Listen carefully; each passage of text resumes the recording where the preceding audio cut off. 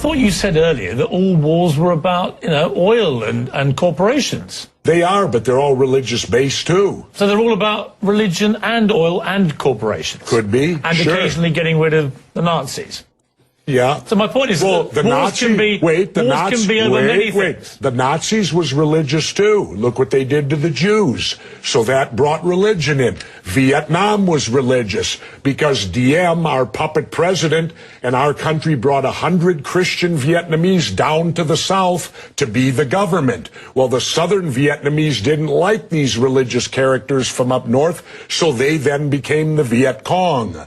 So all wars, pretty much in my lifetime, have had some religious basis, but certainly big business gets in there because wars are very profitable to certain big businesses. And of course, big business needs to be in the Middle East so that we can get the oil out of the Middle East, so we can get the lithium out of Afghanistan. You know, they discovered a vein of lithium there they say is worth $1 trillion. Well, what is lithium used for? Every cell phone, computer, and soon to be electric cars. Let's talk about why we're really there. We're not there. How does any of these wars affect our freedom in any way? The United States is not in any threat. They're not going to do a Normandy invasion on us, Al-Qaeda in Virginia. Yeah, but hang on, you're being slightly naive, aren't you? Because I'm not being naive, sir. I think you are being naive. No. Because I think that it's clear one of the main reasons that America went into Afghanistan was to try and get Al-Qaeda dismantled, the organization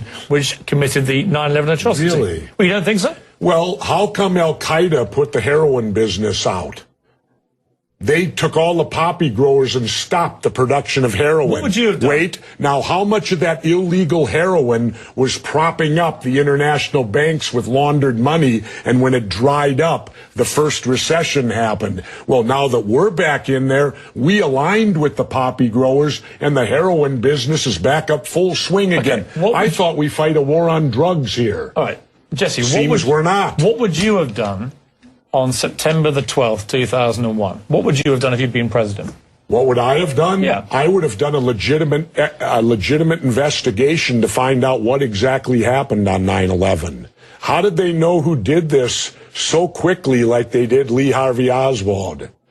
How quick they knew Lee Harvey Oswald killed Kennedy. Because the people who did it were identified and we knew who they were. Well, then why couldn't we have stopped them beforehand if they were identified and we knew who they were? It was a failure of intelligence. Everyone's accepted No, it that. wasn't. We knew before with Condoleezza Rice's memo on August 6th when it stated right in the memo, bin Laden to steal planes and run them into buildings. And more stuff is coming out now also, how much the Bush administration ignored the intelligence. It was almost like they ignored it because they wanted it to happen. Oh, come off it, Jesse. No, not oh, come off it. Wait a minute. Every war fought starts with a false flag operation. You can't, in all seriousness, sit there and try and make out anybody. Okay, let me ask you this, Piers. Wait a minute. Let me ask you something. How much studying have you actually done of 9/11 other than what the government's told you and what mainstream media has told you? I've been studying it 4 years. I was editor of a national newspaper. I've talked to people. Wait a minute. In depth every day for 5-6 months. Really? So I know a lot about it. Well, then how do know is, let me ask you this then. You cannot say that any member of the Bush administration knew it was going to happen or wanted it to happen. It's a ridiculous thing to say. Ridiculous. Okay, let's talk about your BBC. I have a tape of a BBC reporter broadcasting directly back to England talking about a third building has collapsed. World Trade Center Building 7 talks for 7 minutes.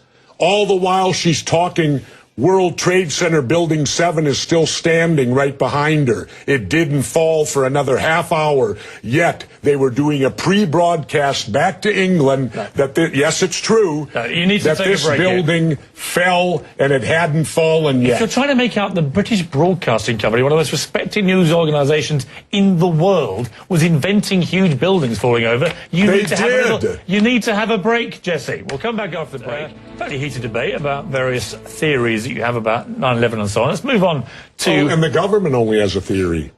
Right, well, the government has No, factual... this is a theory. Their theory is 19 Islamic radicals armed with box cutters defeated our multi-billion-dollar air defense system, all while conspiring with a bearded guy in a cave in Afghanistan. That is exactly what That's happened. their theory. No, that's not a theory, it's a fact. That's their theory. No, Jesse, that's that's a fact. It I was think you make required. some very sensible points, and you make some crackpot points. That's your opinion. Yes.